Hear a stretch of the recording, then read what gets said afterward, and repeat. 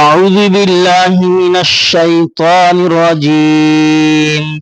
بسم الله الرحمن الرحيم.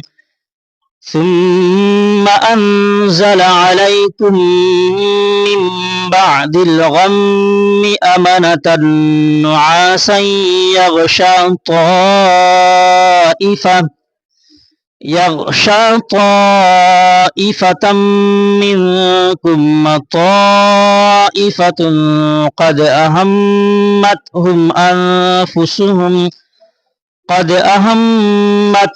أنفسهم يظنون بالله غير الحق ظن الجاهلية يقولون هل لنا من الأمر من شيء قل إن الأمر كله لله يخفون في أنفسهم ما لا يبدون لك يقولون لو كان لنا من الأمر شيء ما قتلنا هاهنا قل لو كنتم في بيوتكم لبرز الذين كتب عليهم القتل إلى مضاجعهم وليبتلي الله ما في صدوركم وليمحص ما في قلوبكم والله عليم بذات الصدور.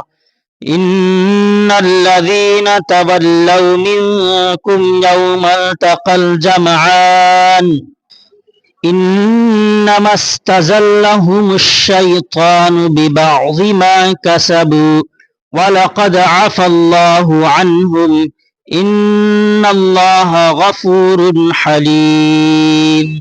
يا أيها الذين آمنوا لا تكونوا كالذين كفروا وقالوا لإخوانهم إذا ضربوا في الأرض أو كانوا غزا لو كانوا عندنا ما ماتوا وما قتلوا ليجعل الله ذلك حسرة في قلوبهم والله يحيي ويميت والله بما تعملون بصير.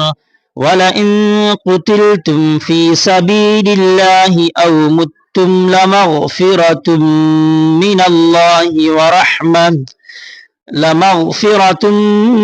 الله ورحمة خير مما يجمعون.